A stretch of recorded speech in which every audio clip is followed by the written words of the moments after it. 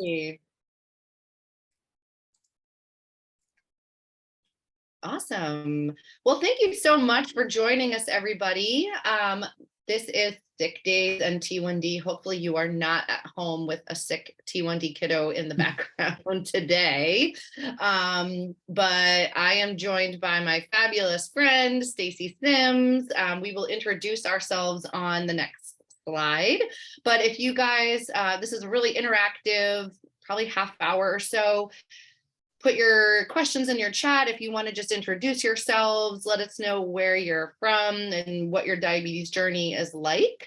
That would be fabulous. Again, I am a social worker, diabetes care and education specialist, and have worked in the diabetes space for, I don't know, a couple of decades now, and just opened my own virtual private practice from home in the Boston area called Finding Smiles Coaching. And coming up on close to 34 years living with T1D, and I've definitely had my fair share of sick days. So we will talk all things kind of how to be ready and what to do when the kind of cruddy stuff hits your house. Stacey, do you want to just quickly introduce yourself? Sure. Hi, I am Stacey Sims. I'm host of Diabetes Connections, which is a long-running podcast, and I'm the author of the World's Worst Diabetes Mom series. My son was diagnosed with type 1 16 years ago this month, the first weekend of December 2006. He was not yet 2, and if you do the math, he is soon to be 18. He is a senior in high school. And so, as I said, not yet 2 when he was diagnosed. So we have been through so many illnesses and things like that. Happy to say, and we'll talk more about it, no emergencies. And I cannot believe I'm about to say this, but he had the flu last week, diagnosed with flu type A at the doctor.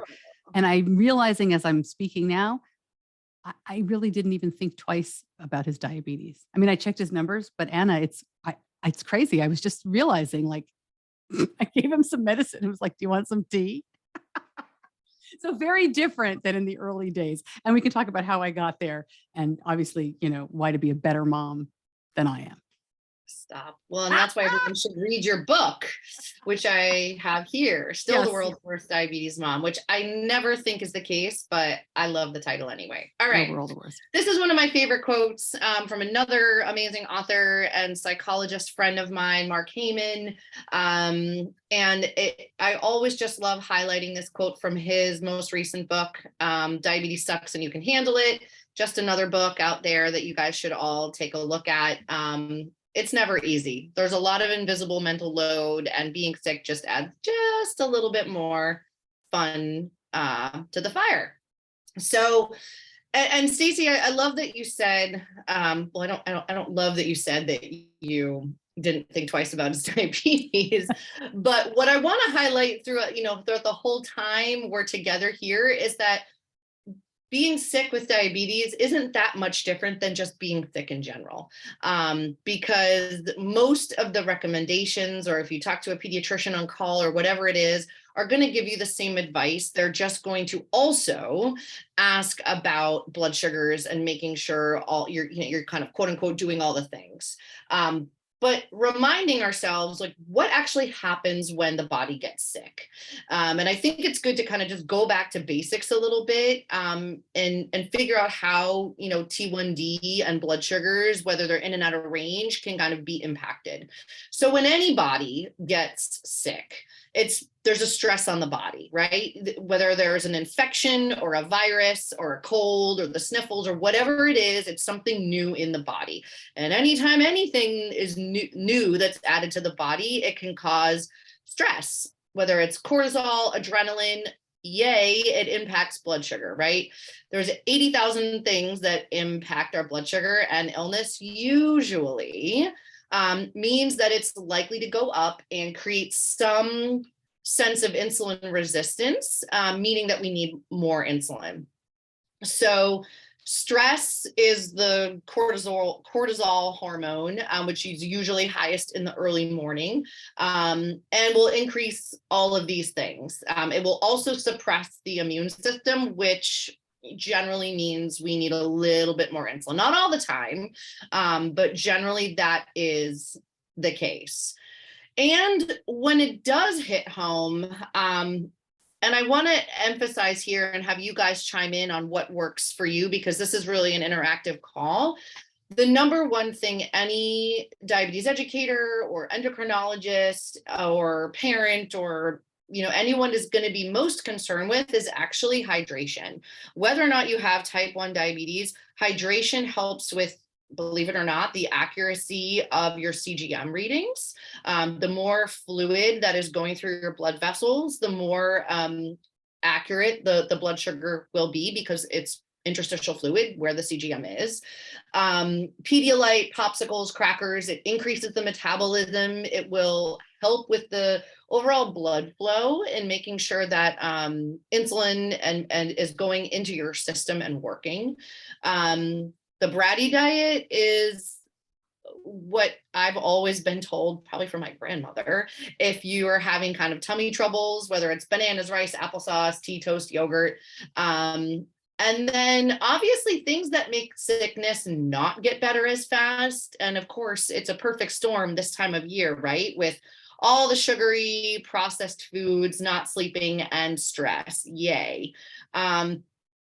The other really, really big thing, and this is very huge with T1D, and then I would love to hear your experience with this, Stacey, is just lower your expectations. One of my favorite rules, especially with T1D mentally, is really the 80-20 rule. 80% of the time, we want to aim for time and range, for blood sugars to have a routine, to pre-bolus, to all those kind of prescribed day-to-day tasks, right? And then those 20%, like Thanksgiving Day, when everything's going out the window in terms of routine. Sick days are sort of along the same lines.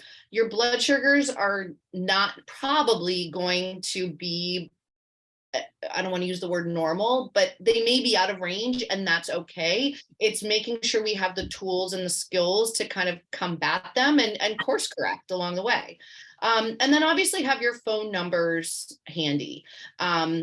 But I would love, Stacey, to hear, what you do in your house when you kind of feel the sniffles coming on with Benny and with you, and sort of how maybe as a teenager, if you can think back in the first book, how you kind of combated the flu or the colds when Benny was little. Sure.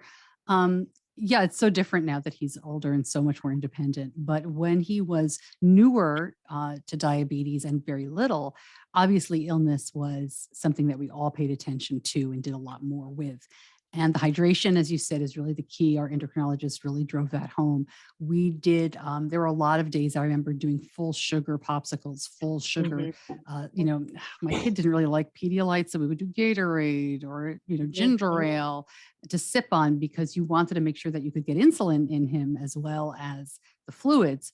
We I feel like such an old mom sometimes. We were diagnosed, and I say we because he was not yet 2, so it was all of us, at a very different time. He did not get a Dexcom till he was 9 years old. So sick days for us meant a million times more finger pokes. We were already doing 8 to 10 a day. It meant a lot more of that. And, really being concerned about ketones and hydration and blood sugar numbers. Once he got the Dexcom, of course, it's not perfect and there's a lot that you still have to do, but knowing that we could see numbers around the clock, I think made it a lot easier. I'm also the kind of mom, as you know from my World's Worst, when you say lower your expectations, you said 80-20. Oh, in my dreams, right? Wouldn't that be amazing if I know you're not setting unrealistic expectations, but I like to bring it home as the non-medical person. And just let all the other moms who are really trying hard. And, I know there are some people out there who do not want their kids to go higher than 150 and, they watch it all day. And that's, when your kid is sick, to me, it was always more important to try to just keep Benny as comfortable as possible, to try to, make sure that he was, I'm sorry, I'm muting a couple of people who accidentally chimed in, to keep him as comfortable as possible, to treat the illness. And then our endocrinologist told us a long time ago, as long as you're caring about him and paying attention, the numbers really will follow. If he was elevated for days and days, we'd call the endocrinologist. If you care and pay attention, your kid's going to be very healthy. Yes, they might go higher than usual, but that's life, and you have an illness that you need to deal with. So we'll talk more about it, but that's kind of where I am. And also, Anna, I had never seen the TY of bratty. I'd always been told the brat diet. Oh, So I loved that with the toast and the yogurt. I was like, I've learned yeah. something new. I'm going to use that for me the next time I get sick. Well, and I think for little kids too, like, I don't know, my son is 3 and he could have berry pouches from Target, the specific flavor, and the Stonyfield yogurt and the ones from Trader Joe's, the banana cream that he had 2 of this morning. That's like all he would eat. And I think when we get into a little bit further, making sure there's food on board is so important. So obviously, you can let them eat cake if you want to, but excuse me, having those processed foods is not going to help. Right. In terms of the healing process. A lot of people also think, oh, these elevated blood sugars for days and days and days are going to prevent them from getting better sooner. Yes, sure, that's diabetes and old wives' tale. The higher your blood sugars are over time, it'll slow down the healing process. It's really just rest. And like you said, Stacey, it's like leaning into the illness. Okay, accepting the fact that your kid is sick, treat the illness. No, if your blood sugars are 400 for 4 days straight, you're going to make a call, and we'll talk about that too. But I think blood sugars 100, 200, 250, that's kind of par for the course. And I don't think many endocrinologists would be doing any sort of shaming for numbers like that when you've got another sort of stressor significantly impacting those blood sugars. Right. Excuse me. I promise I don't have COVID or any other issue, just a scratchy, dry throat in the Northeast. Okay, so I do want to talk about ketones because I think that's probably one of the most kind of concerning issues when we get to the thought of, do we have to make a call? Do we have to go to the ER? What do we do now? And why is it so important to check for ketones? So I want to review what ketones actually are, because sometimes they're not necessarily a bad thing. Many of us automatically assume ketones are horrible. They mean an automatic, trip to the emergency room. I must flush all the fluids. I have to call. It's this big thing. Yes, and ketones really mean there is a lack of insulin. And there's a lot of different ways to measure ketones, and there's a lot of different factors that go into play on whether or not DKA is in play, or your body is just sort of in this state of what we call starvation ketones, which is really happens a lot when people who don't have diabetes are eating a very, very low carb diet, or there's just not a lot of fuel in their system.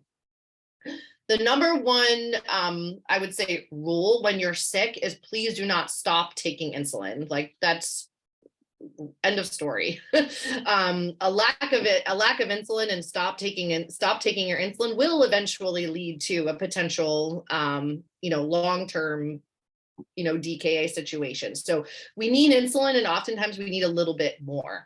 In terms of pumps, making sure that pumps can be sneaky. They're an amazing tool, and I've been using one for 20 years, but oftentimes ketones can be caused by pumps being sneaky on us if they're not fully charged, or there's an occlusion or whatnot. So make sure, especially if you are sick, that everything is working well with your site, because it is just one added layer of uncertainty when you are sick, and ketones can be present. Originally, in terms of the third bullet, I had put on here to try and kind of combat ketones, a rule of 10%. But again, I was diagnosed, I don't want to say back in the olden days, when we had a blood sugar meter that took 120 seconds to get a reading, and the amount of blood was like bigger than, I don't know, my entire fingertip, where we were told to add 10% to our, regular mealtime dose in order to help exacerbate and flush out those ketones. Now we have the opportunity for temporary basal rates or different kind of modes with our automated insulin delivery systems. I would definitely check with your healthcare provider on what certain protocol that they may have with this, but usually the rule of thumb is that if there are significant, like medium or high or moderate ketones, you'll likely need an additional bolus or boost to help flush them out. Any questions so far? I know I'm kind of just like going through all of this, but in terms of sick, the most important here is that you don't necessarily need to be high or out of your range in order to have ketones. I think a lot of people are like, I have ketones, and my blood sugar is low. You probably want to make a call and let your provider know, but know that they will tell you that this is normal if the body hasn't eaten anything in a while. And that is probably what is called starvation ketones. And that's why even having some crackers or some carbohydrates or like full sugar Gatorade or popsicles is really good to have on hand. In terms of checking for ketones, again, when I was little, the only way to do it was to pee on the stick. And that is okay. And it's not as accurate. The blood meter is better just because it is the most accurate form of checking for ketones in the blood. But if you have to, the keto sticks are a great way to find out if there's ketones or there were ketones in your system. They're just a little bit delayed. I see we have a question. What's the question, Stacey? I don't know if I can. The question is, what do you recommend a better blood ketone meter? There's actually really only a couple on the market. Precision is the one that is usually used by most doctor's offices. The problem is that it is not a cheap meter, and the strips are not necessarily cheap. Keto sticks are, you can get them over the counter at a Walgreens or a CVS. Once you pop open the bottle, they do expire within, I think, 6 months or 9 months. But those are good just to kind of have on hand, or especially if you're traveling. And every team will really kind of have this sort of number, like, it used to be, every time you were over 240, check for ketones. I don't really think that's often said anymore. You can correct me if I'm wrong, Stacey. But the rule with ketones is that it's more data. The more often you check, the more often you kind of know. But then at the same time, it also is like, well, at what point do we decide to call our team? And I've also never heard a parent or a clinician say, please don't call us. Please don't call us if your blood sugar is, 210 and you're worried. Every educator, every healthcare provider team I've known has always said to me, we'd rather have you call. In terms of the injection correction, this is sort of my rule of thumb for anything beyond ketones, and where sort of my rule is, don't wait. If your blood sugar is high and you're feeling kind of off, or you can tell that your kiddo, it just doesn't look right or is struggling a little bit, the injection is going to get into their system quicker, and that is a guaranteed way to know that the insulin is working, especially if they're using a pump. I know that is easier said than done with these really little ones who don't want to be poked and prodded one more time. But if you are worried about ketones and you are worried that the insulin has not been going in, it is a quicker way to see a double arrow down on that CGM than if you were to have a pump site and be unsure if it's doing its job. Anything to add there, Stacey? That's like a lot of info on one no, slide. I think it's great. Let me add a little bit to that. And I think, you said it, but it went very quickly. I remember when Benny was diagnosed, and we would test for ketones. My husband and I one day looked at each other and said, what are we even doing? Yeah. What is the point here? And I think it's worth remembering that ketones signify, and it's much more physiological than that. We could do a whole hour on ketones, but Mhm. ketones basically mean that there's a higher level of acid in your blood. So it's Yeah. very dangerous to your body to have ketones, especially that are medium, large, that kind of thing, which is why you want to get rid of them. And it's also why people are warned against exercising when they have ketones, because when you exercise, your body also builds up lactic acid, which is not Yeah. necessarily a dangerous thing, but when you have a lot of acid in your body. So it just helped me to keep that in mind, because it's not like, oh no, there's, it's a small ketone, he's going to die. I mean, it's not that dramatic, but I do like to say that because I didn't know what they were for the longest time. It Yeah. seemed weird. I can also say that we have only ever used the keto sticks. We don't have a blood keto meter. But part of that is because, and I can tell you a funny story later if we have time about those sticks, but part of that is because my son we've been very lucky. This is not a medical thing. Again, I'm here for the mom advice. But I think anecdotally that some people produce ketones more easily than others. And Benny Yeah. has never had large ketones in 16 years. And we check every time he gets sick.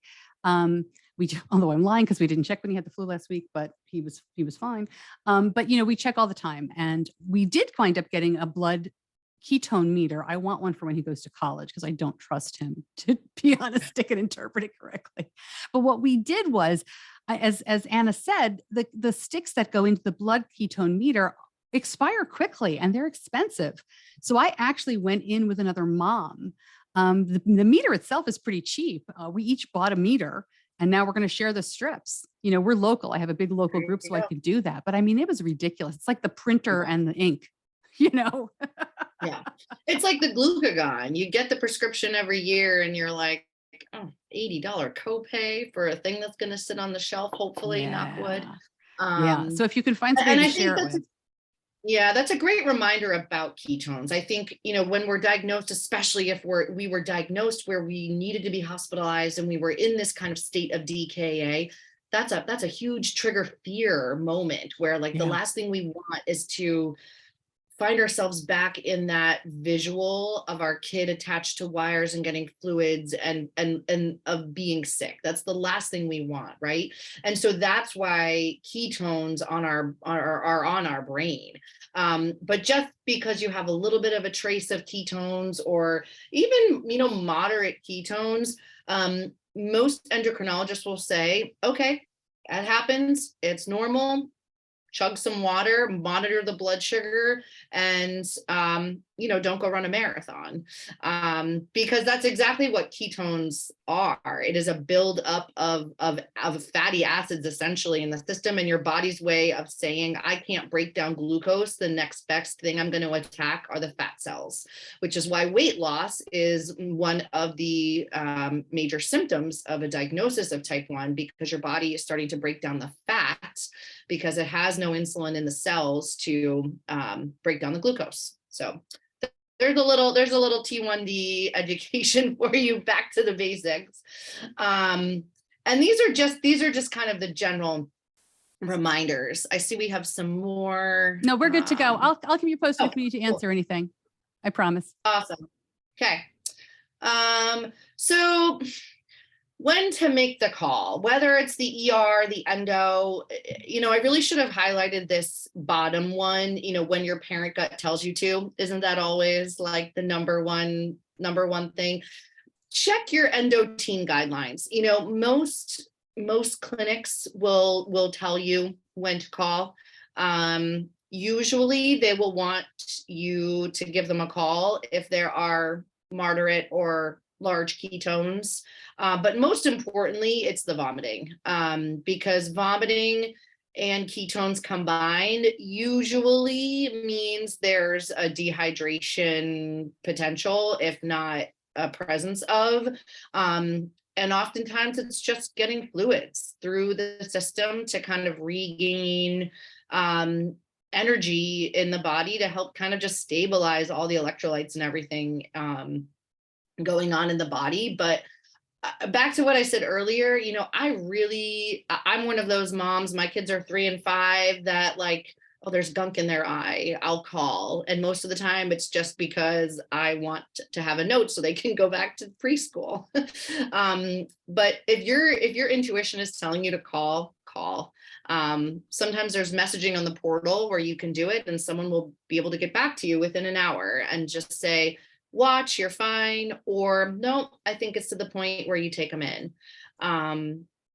Anybody have any questions or want to share anything about going to the hospital? I think the hardest part with the hospital is that, and this is another whole conversation, Stacey, is the care at our local hospitals sometimes is not up to par with our knowledge and confidence in our T1D management. And that sometimes can be really frustrating for parents. I would definitely add that if you do go to the ER, and I know that not every person has a great endo team, but if you have an endocrinologist for your child, definitely let them know you're going to the ER or you're going to the hospital, because then when you get to the hospital, you can say, my endocrinologist is going to be checking in.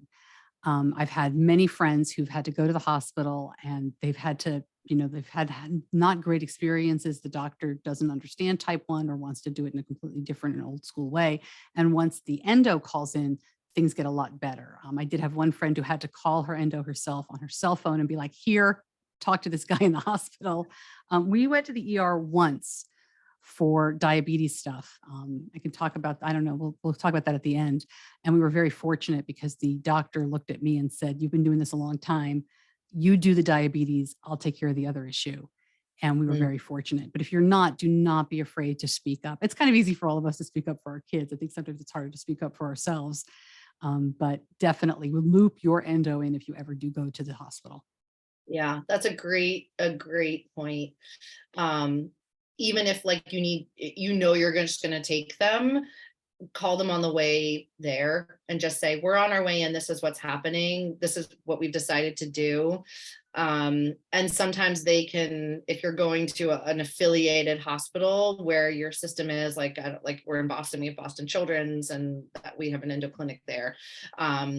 A lot of times they'll be connected in.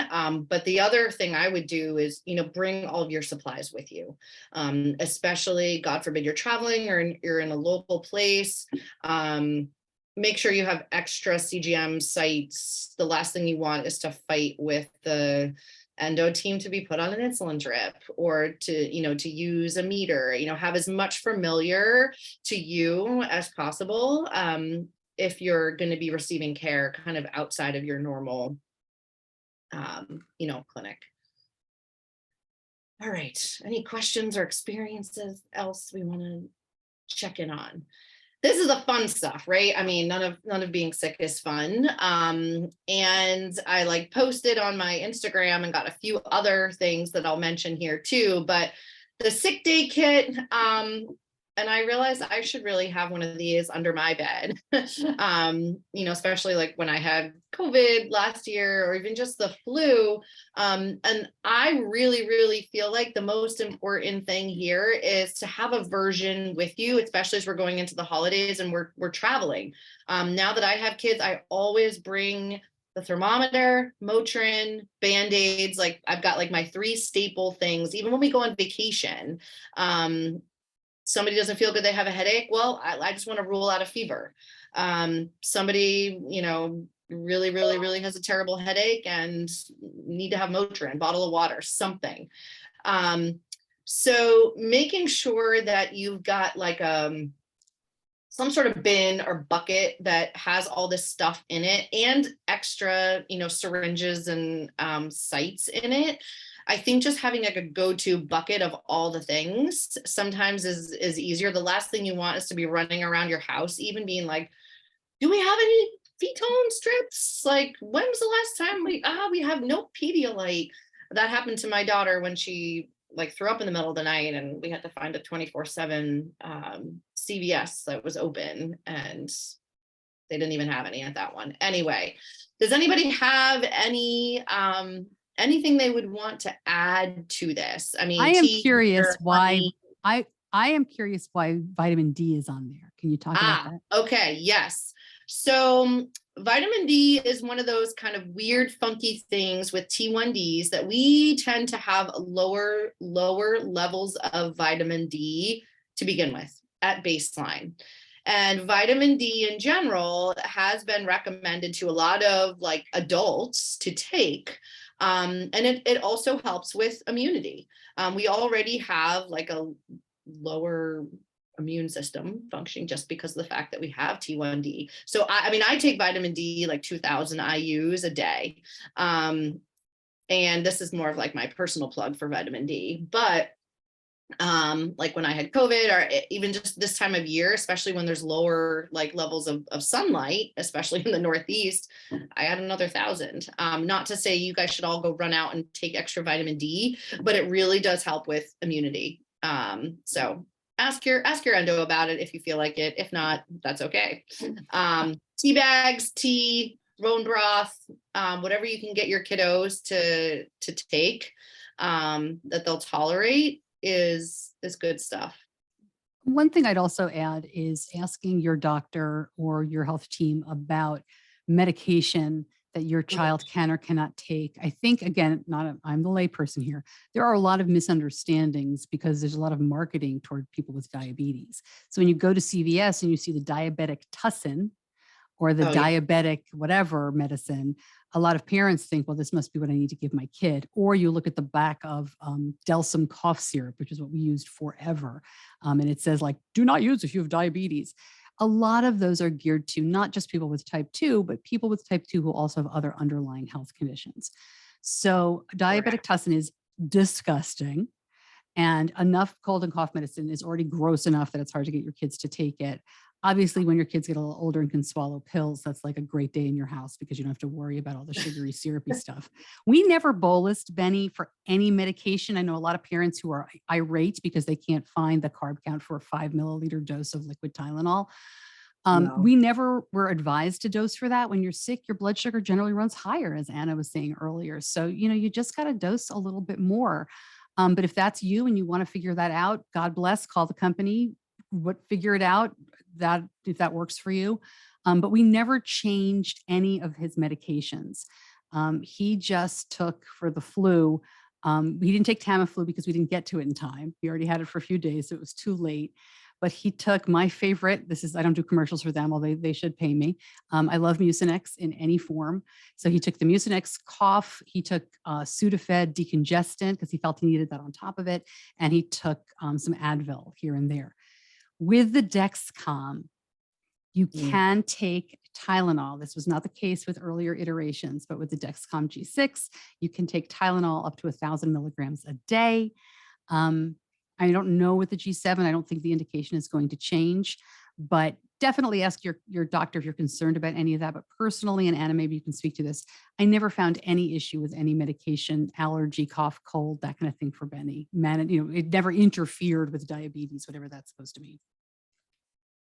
Yeah, and I would agree. I mean, I've definitely, I've had strep. I've had in my now 40 years of life, I've had all the things. And, my parents, similarly to you, Stacey, were like, we want you to get better. Let's treat the illness. And then we'll figure out how to fit diabetes into that. And we would just course correct and literally insulin correct for if the blood sugar was high. And most of the time I wasn't eating bagels and pizza when I was like on the couch, not feeling great.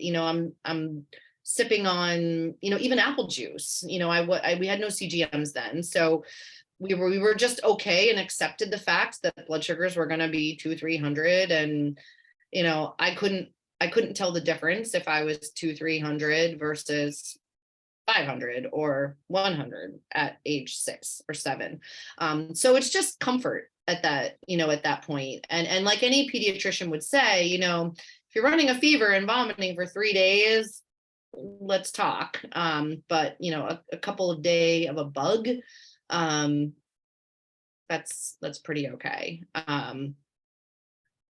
The other thing I would just say with medication too, and you guys probably know this, if you do find yourself needing to take anything that has a steroid in it, that also can increase your blood sugar.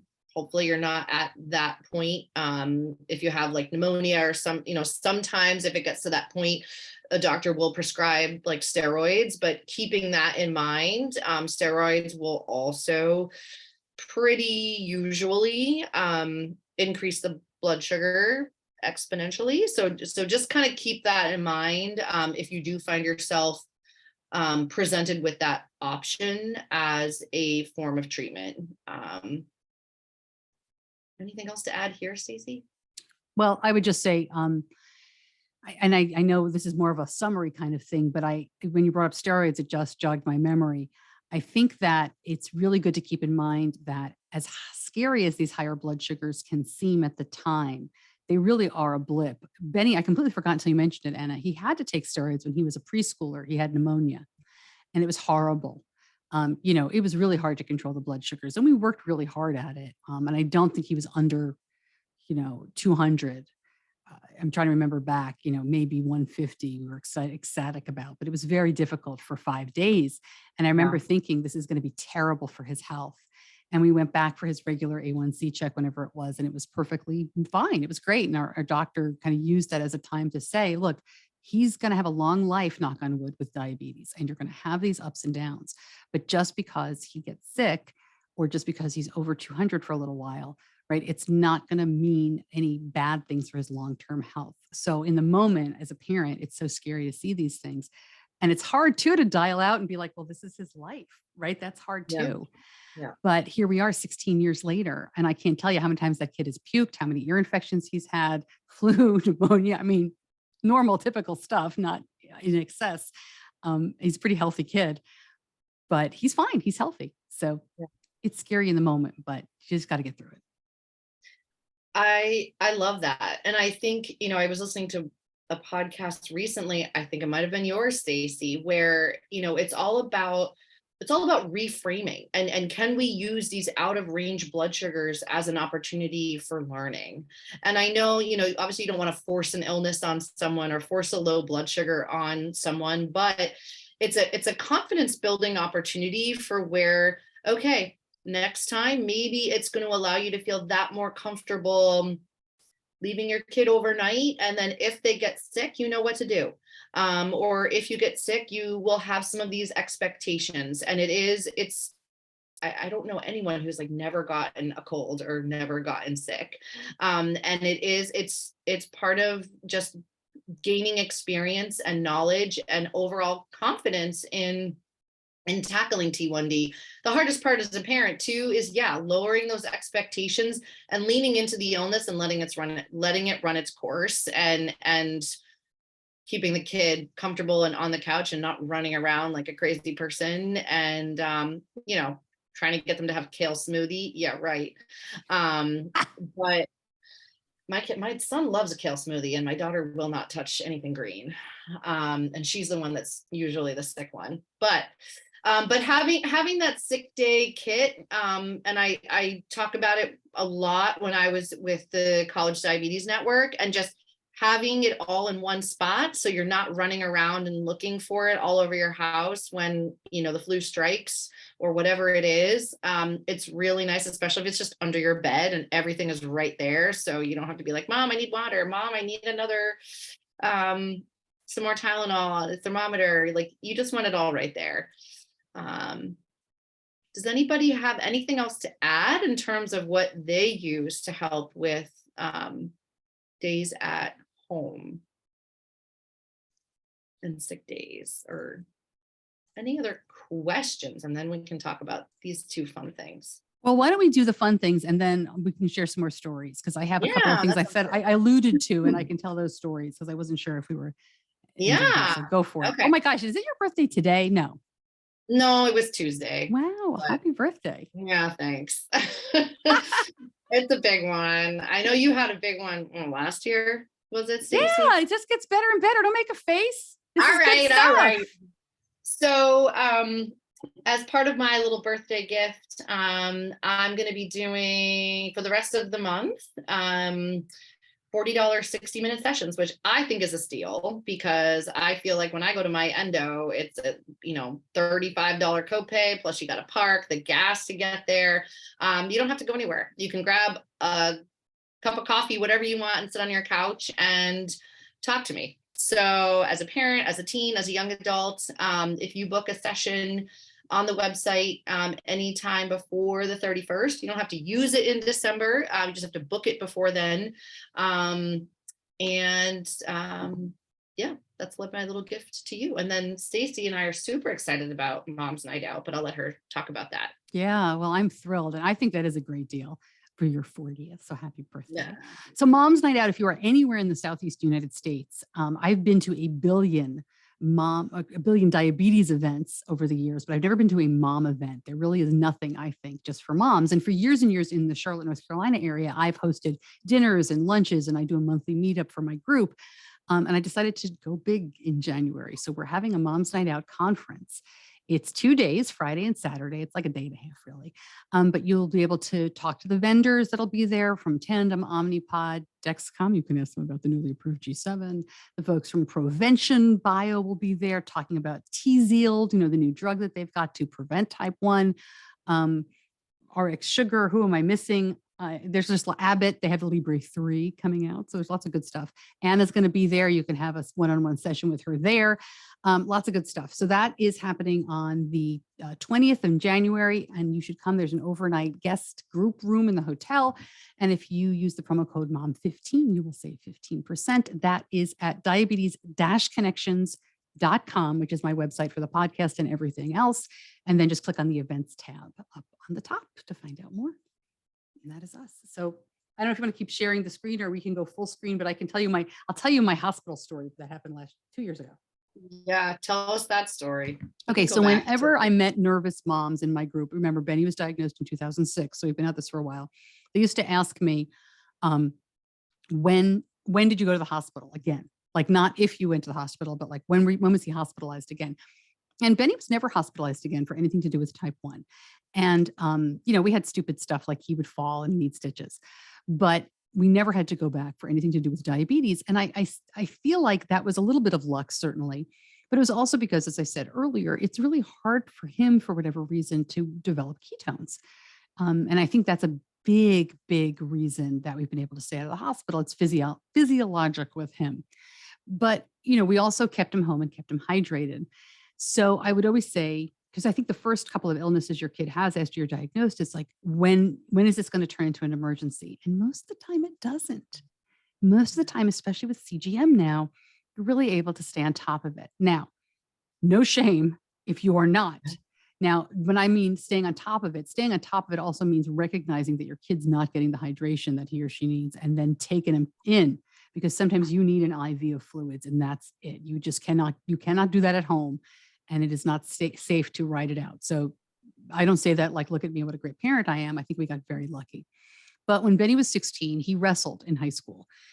He had a knee injury, so he doesn't wrestle anymore. He's a senior in high school, but he wrestled. And I hate that sport, just for the record. It's very tough to keep any of your gear on.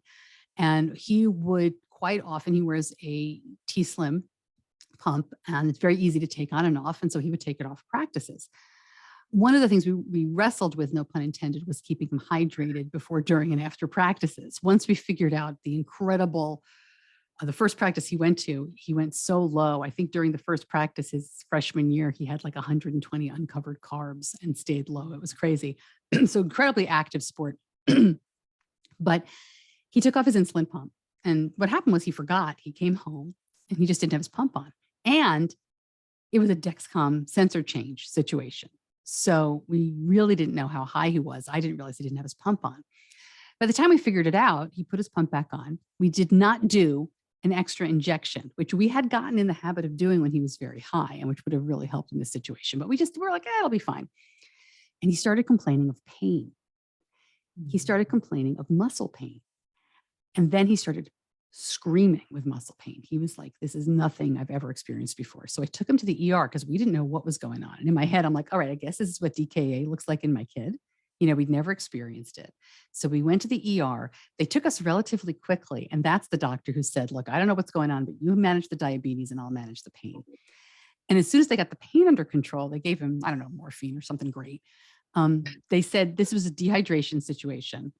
And these were extreme muscle cramps. So I said, well, obviously he's had to have had high ketones now, right? This obviously was the beginning of DKA. And the ER doctor was very good. He was like, look, we don't know, that's not my thing. Looks like it to me, but I'll get all the results to your endo. And the endo called us the next day and said, nope, he never had more than what I would call medium ketones. So to me, that was absolutely amazing. Now, I only say that because I don't think it would have mattered, right? If he had high ketones, he needed the fluids, he needed everything else. But it was amazing to me to see how different his body is, where we have friends. Anna mentioned checking your kid for ketones over 250. If her kid reaches 250, 300, they're going to have medium ketones. It's a totally different situation for every person. So after a while, if you're new to diabetes, you will learn this in your kid. And I really do check Benny and make him check for ketones just about every time he gets sick. This flu thing was so different because I feel kind of embarrassed, like really the world's worst diabetes mom.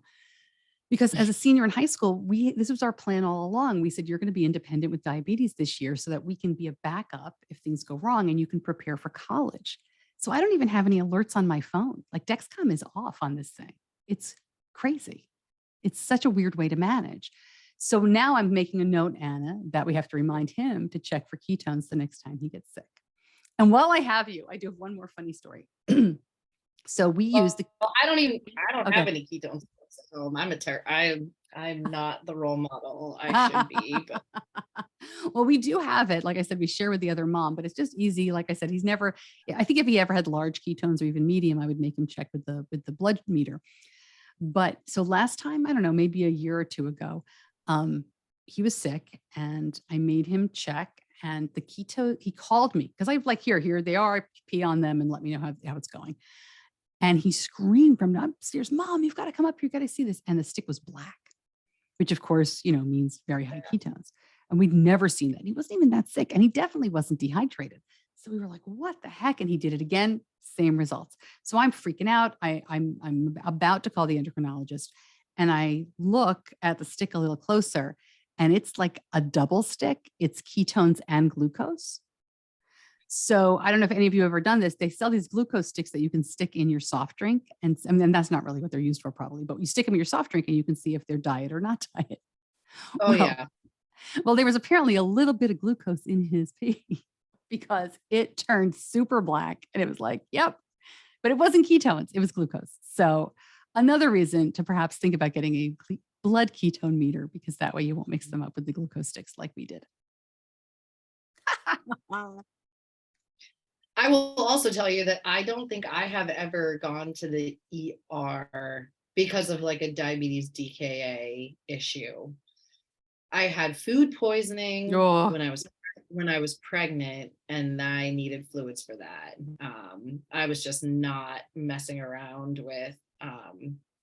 I couldn't keep anything in my system in either direction. It was not good. And I was pregnant, and I feel like once I became an adult, I became sort of like a water addict plus coffee. But after I had kids and was nursing and diabetes, I really can tell when I haven't had enough water. And I think especially around the holidays, there is so many other fun drinks. I mean, maybe not so much with T1D, but even like there's hot chocolate, there's the pressure of the option of having non kind of hydrating drinks for adults too, and for kids. So just kind of keeping in mind, I mean, obviously I feel like most of us are very in tune to the thirst, just because we've all been there in terms of the symptom, and are probably concerned about other kids. I know my kids, knock on wood, do not have type 1, but that's like, you're thirsty, you had a whole bottle of water in an hour. And so I just keeping in mind that water is good. And water is good for so many reasons, especially this time of year, to flush through ketones, to keep our metabolism running, to increase immunity, all the things. Diabetes aside, keep drinking your water. One thing, it's great advice.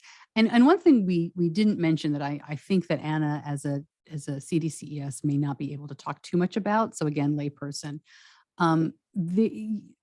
something that's helpful, possibly for sick days, could be mini glucagon shots. Now, what's interesting about mini glucagon is it's just regular glucagon in the red box or the orange box, the kind that you have to mix yourself. And then you use for emergency low blood sugars. Mini glucagon is using that mixed up liquid, using a syringe and injecting tiny bits of it into the body. Now, it is totally off label. It is not something that Lilly or the companies that make this will even talk about or acknowledge. There are some hospital guidelines out there. So if you Google mini glucagon, you will find some children's hospital guidelines. Please refer to those if you decide to use that.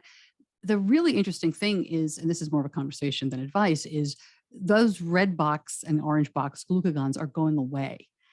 They are being taken off the market because the newer glucagons are easier and safer to use for the intended use, the emergency lows like Baqsimi and Gvoke and Zegalogue.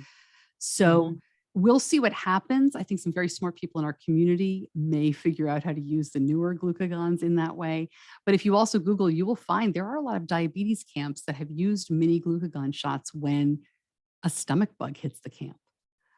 Things like that. So there's a lot of stories. I don't know, again, I don't want to put you on the spot how much an actual practitioner can speak on this, but it is something to have in your back pocket and have some information about if your kid is really, oh, you know what we didn't talk about, and I'll finish my sentence, is if your kid isn't able to keep something down. Anna, with that, why don't you talk about Zofran? So yes, I took a lot of Zofran or Diclegis when I was pregnant, because that was part of my happy little first 8 to 10 weeks. Couldn't put anything down, and I was low and didn't want to be paying that hospital copay for fluids once a week, and it was this time of year. Zofran is an option.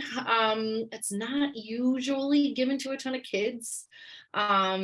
They're going to want to probably just try and have you have sips of Gatorade or popsicles. I don't think I ever used it as a kid, or sips of ginger ale, but Zofran is an option for some people who are struggling to keep things down. Going back to the mini gluc or mini glucagon, there are, great. Baqsimi, awesome. The problem with Baqsimi and Gvoke is that, mini dosing is hard, especially with Baqsimi. And the mini glucagon dosing, you just have to talk to your doctor about the right amount in terms of that micro dose for your kiddos, weight. Because just a little tiny bit will hopefully help them keep the blood sugar up. And that's why it's really, really amazing if you do have the auto mode or the, control IQ or, with the systems that can help keep blood sugars a little bit more likely to go down or unlikely to kind of go into a dangerous low blood sugar situation. I don't have a ton of experience with Zofran other than when I was pregnant, Stacey. So do you have experience with Zofran? I don't, because Benny never had a problem with lots of barfing. Like he threw up a couple times, but I will say that I think it's changed in that most endocrinologists most parents that I've talked to. Maybe there's a lower dose. There's probably a lower dose. And usually what happens is your endocrinologist will make sure you're educated. And if you're a newly diagnosed family, they may not give it to you right away. And your pediatrician may not want to give it to you either because they get very nervous. But because what can happen is they say it can cover up the signs of DKA or things like that, or can cover. They want you to stay hydrated. That's the old school advice that I've always heard. So as long as you're better educated, So that's the one thing that they will say. But we've never had to use it. But I like to keep it on hand, especially when we travel, because you just never know. Yeah.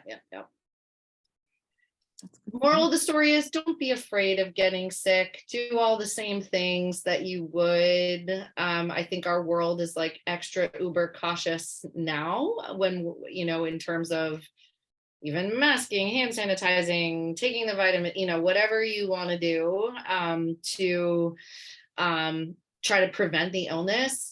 And sometimes you just can't prevent it. It's, weighing the pros and cons of like seeing family and I think now more than ever, everybody wants to hug and hang out with people that they love. And just being prepared as you can, and, you know, having the numbers handy and some backup supplies as you normally would. You guys all got this. I'm 100% sure. So Listen, kids are gross. yeah, I mean, they're kids are disgusting. gross. There's stuff coming out of them. And it definitely gets easier as they get older, but hang in, ask your health team, keep your health kit around, and you will be just fine. Those first couple times when you have an illness with type 1 on board with your kid, very scary stuff, but it really, really does get easier.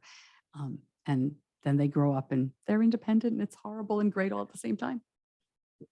Yeah. Anybody want to add anything else or have any other questions before we? Anna, would you mind putting on the last slide one more time so people can just see more Yep, information if they want to sure get one thing. last look at that? Perfect. And we'll be sending this out to everybody also, especially for those who weren't able to join us in the middle of their day. Oh yeah, that's a good point. We're going to give you an email with more information, a couple of things that we talked about. You'll get an email, probably separately, one from me, one from Anna, with our businessy stuff as well. And we'll go from there. We're so glad that you're here. This stuff is so much fun for us. We love to talk about it. And if you guys have ideas for other topics, let us know. These are fun for us. Excellent. And if you're in the Southeast, come see me. Mom's night out. Yeah, newly diagnosed. It'll be fun. My goodness. You'll get there. All righty. I think we are good. All right. Thanks, everybody. I will stop recording, and if I can figure out where the button is, and we'll go from there.